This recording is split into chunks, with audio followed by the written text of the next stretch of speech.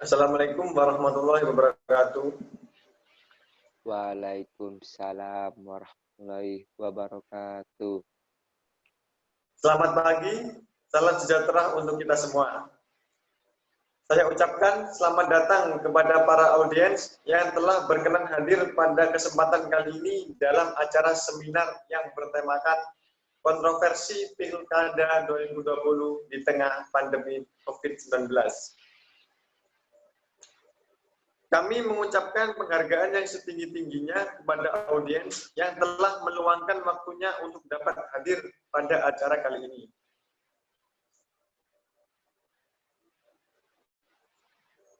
Yang terhormat Bapak Ahmad Sulaiman MPD selaku Kaprodi Pendidikan Olahraga Universitas Muhammadiyah Jember. Yang terhormat Bapak Chandra Mardiansa SPD selaku dosen pengampu mata kuliah Bahasa Indonesia Universitas Muhammadiyah Jember. Yang terhormat kepada Saudara Abbas Kurniawan selaku narasumber kita pada kesempatan kali ini, serta yang terhormat para audiens yang berbahagia.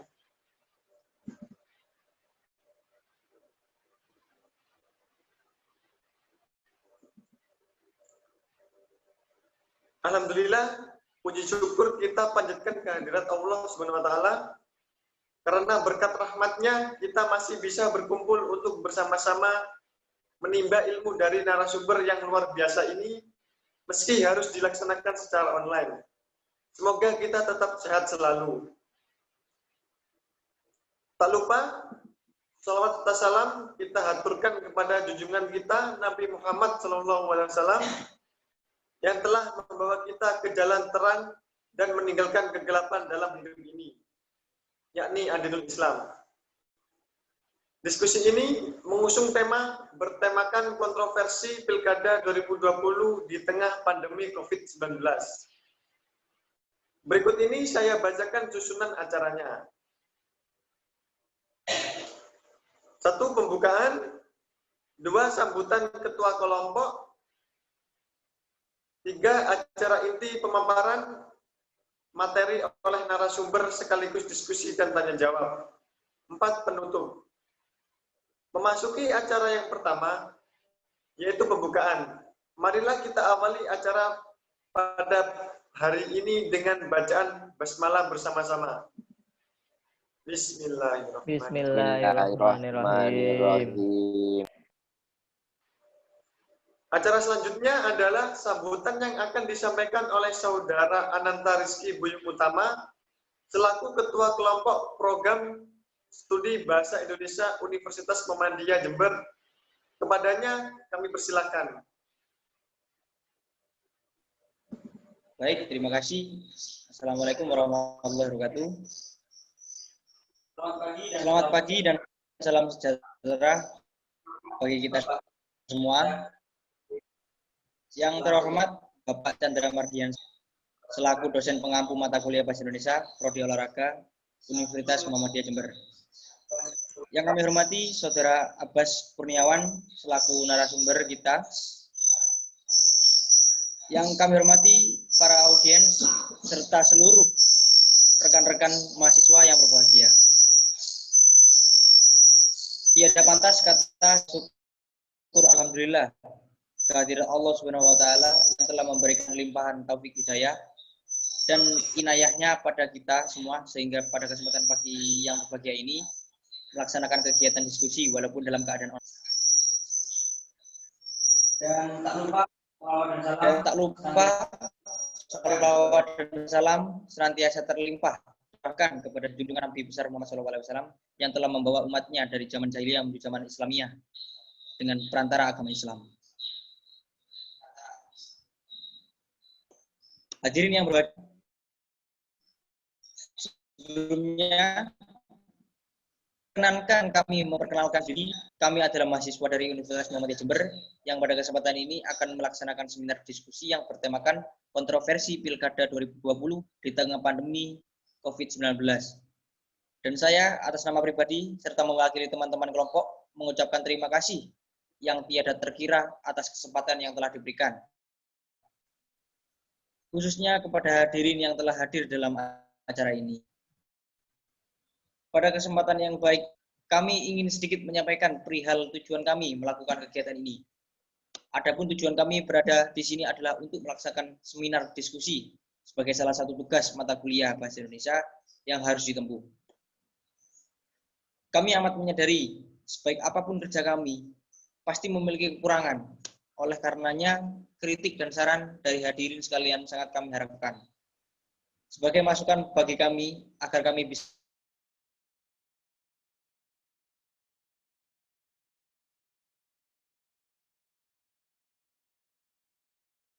jalan dengan lebih baik dan maksimal.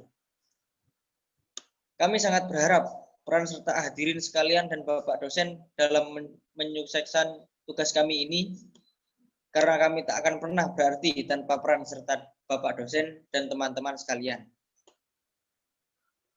Sekian sambutan dari saya selaku Ketua Kelompok. Terima kasih atas perhatiannya. Akhir kata saya ucapkan wassalamualaikum warahmatullahi wabarakatuh.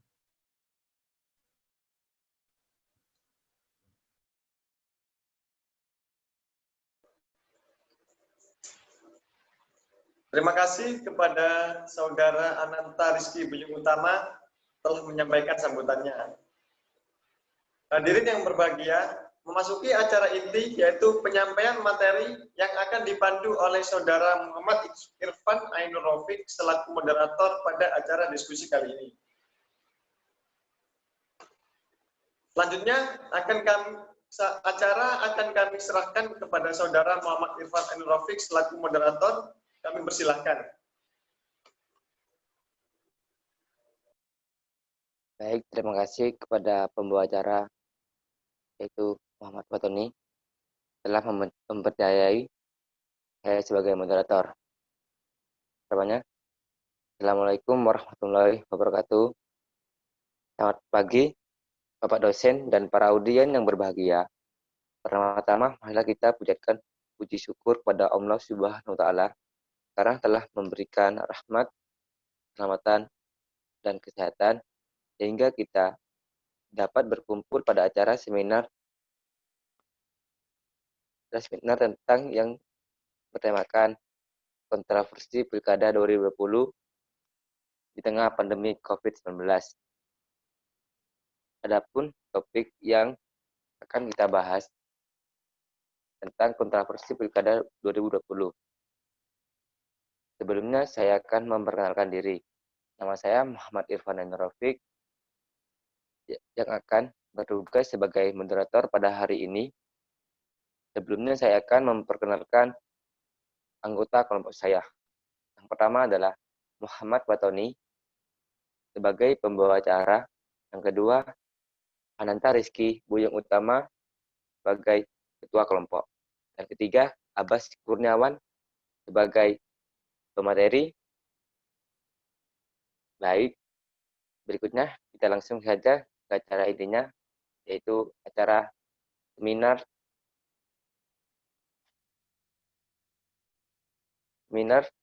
kontroversi Pilkada 2020. Untuk Abbas Kurniawan selaku pemateri, saya persilakan untuk menyampaikan pematerinya. Terima kasih. Baik, terima kasih Mas Irfan. Sebelumnya saya mengucapkan terima kasih kepada Bapak Chandra Mardiansah, SPD, selaku dosen pengampu mata kuliah Bahasa Indonesia Prodi Olahraga Universitas Muhammadiyah Jember.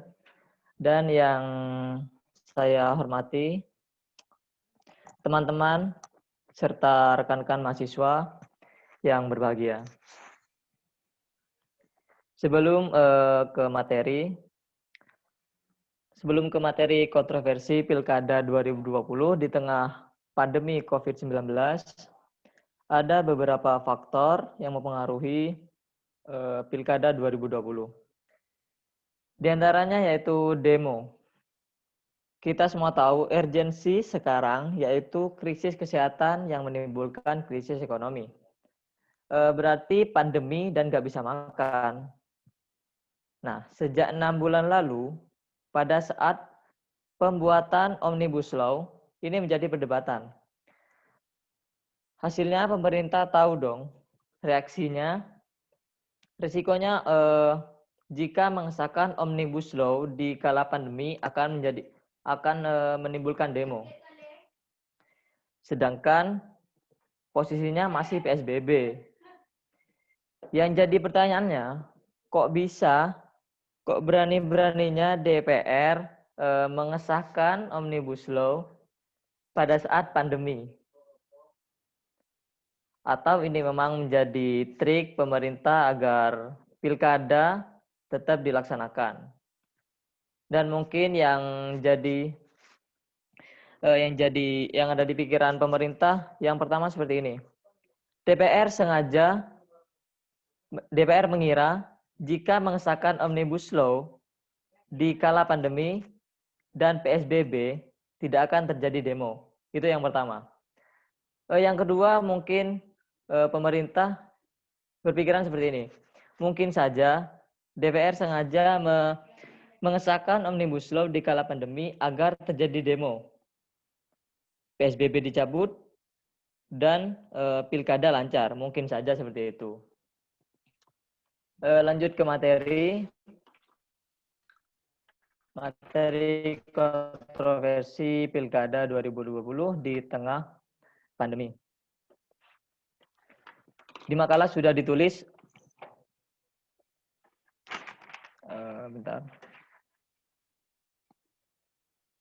pemilihan kepala daerah yaitu Pilkada 2020 tengah menjadi salah satu sorotan publik yang menuai banyak protes di berbagai pihak. Bagaimana tidak, pemerintah bersama Komisi 2 DPR RI dan Komisi Pemilihan Umum memutuskan untuk tetap menyelenggarakan Pilkada serentak pada 9 Desember 2020. Ini membuktikan bahwa pemerintah memaksakan akan mengadakan Pilkada di tahun ini, yang kondisinya sekarang masih pandemi dan masih PSBB. Nanti setelah beberapa kali mengalami penundaan meskipun pandemi COVID-19 di Indonesia belum menunjukkan penandaian. Ahmad Dodi Komunis selaku Ketua Domisili 2 DPR RI menyatakan bahwa Pilkada 2020 akan dilaksanakan dengan sesuai tanggal yang telah ditetapkan. Dengan alasan bahwa seluruh tahapan yang sudah disediakan berlangsung masih sesuai rencana. Dan stimulasi masih terkendali. Perlahan Pilkada merancang digelar serentak di 270 wilayah meliputi 9 provinsi, 70 kota, dan 224 kabupaten dengan masa kampanye kurang lebih sekitar 71 hari mulai dari 26 September hingga 5 Desember 2020.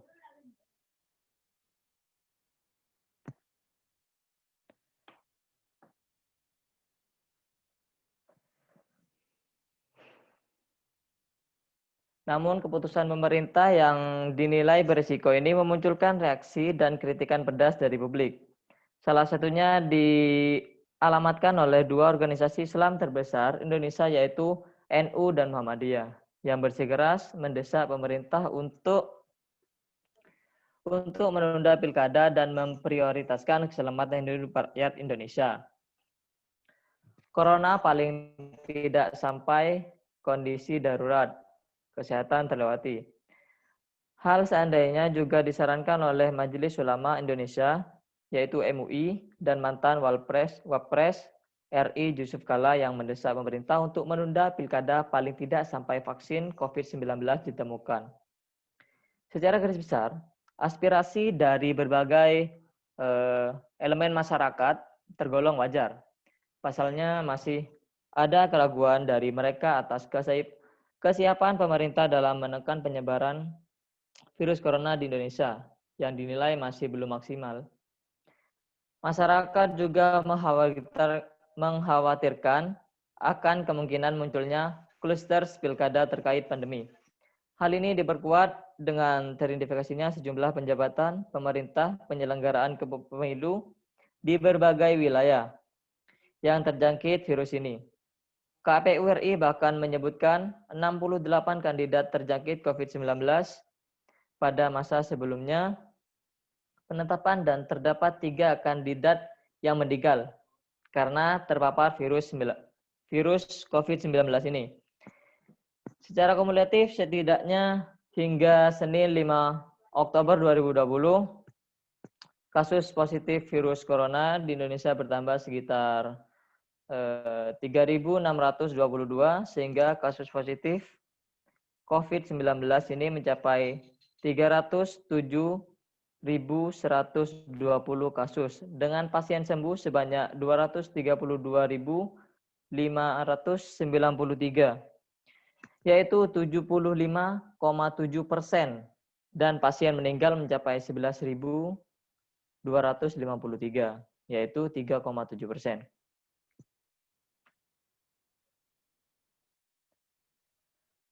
Pemerintah juga mengesahkan bahwa penundaan pilkada tidak akan memberikan kepastian yang jelas jika ini terus dilanjutkan, karena tidak ada yang tahu kapan pandemi ini akan berakhir, sehingga yang bisa dilakukan adalah tetap menyelenggarakan pilkada, tentunya dengan prosedur protokol kesehatan yang dijelaskan ketat. Meskipun begitu, pemerintah penundaan pilkada 2020 tetap diselenggarakan oleh berbagai elemen masyarakat. Pasalnya, kasus positif pasien COVID-19 hingga detik ini belum menunjukkan pelandaian yang signifikan. Hal ini dibuktikan dengan terus meningkatnya jumlah kasus positif dan perpanjangan pembatasan sosial di berbagai wilayah. Tidak hanya itu, masyarakat juga khawatir akan munculnya kluster pilkada yang diperkirakan akan semakin memperparah perluasan virus corona dan memperburuk infrastruktur kegiatan kesehatan di negeri ini. Jika jumlah pasien positif terus bertambah, jika prediksi tersebut benar terjadi, bukan tidak mungkin kondisi ini akan semakin memperburuk kondisi negara dan berdampak langsung bagi kehidupan masyarakat. Pemerintah juga mungkin akan banjiran gugatan kecaman dari berbagai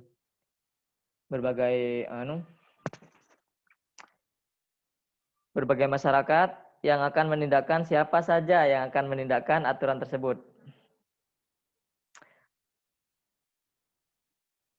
Mungkin selanjutnya, pandemi COVID-19 akan terus berlanjut hingga adanya vaksin. Mungkin vaksin ini akan keluar mungkin sekitar bulan Januari menurut dokter Tirta. Hal ini ia sampaikan melalui akun Twitter pribadinya sebagai bentuk solidaritas kemanusiaan kepada masyarakat. Mungkin hanya itu yang bisa saya sampaikan. Kurang lebihnya saya mohon maaf apabila ada salah kata dalam penyampaian. Wassalamualaikum warahmatullahi wabarakatuh. Baik, terima kasih kepada Saudara Abbas Kurniawan telah mengajarkan pematerinya. Berikutnya kita langsung saja ke sesi tanya jawab. Untuk audien, apakah ada pertanyaan untuk pemateri hari ini? Ya, sebagai audien saya ingin menanyakan bagaimana pendapat pemerintah tentang kekhawatiran masyarakat tentang munculnya klaster pilkada yang terkait pada pandemi ini. Terima kasih. Terima kasih untuk audien. Berikutnya langsung saja ke Abbas Kurniawan untuk menjawab pertanyaan dari audien. Mohon maaf, boleh diulang pertanyaannya, Mbak? Saya ulang pertanyaannya. Bagaimana pendapat pemerintah tentang kekhawatiran masyarakat tentang munculnya klaster pilkada terkait pandemi ini? Oke, terima kasih. Langsung saya jawab aja.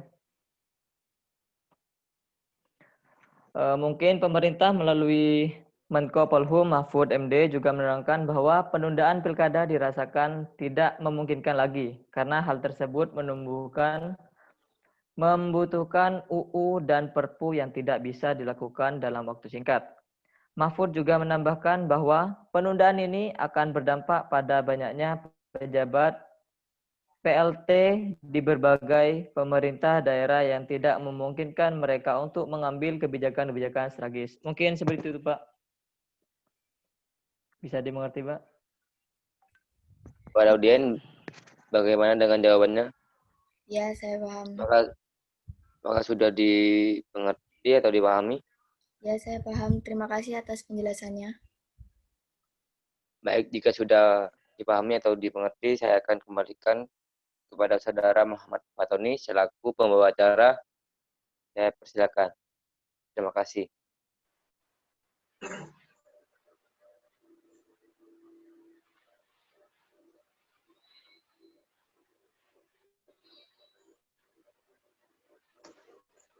Terima kasih Muhammad Fatoni. kepada Saudara Abbas Kurniawan yang telah menyampaikan materinya.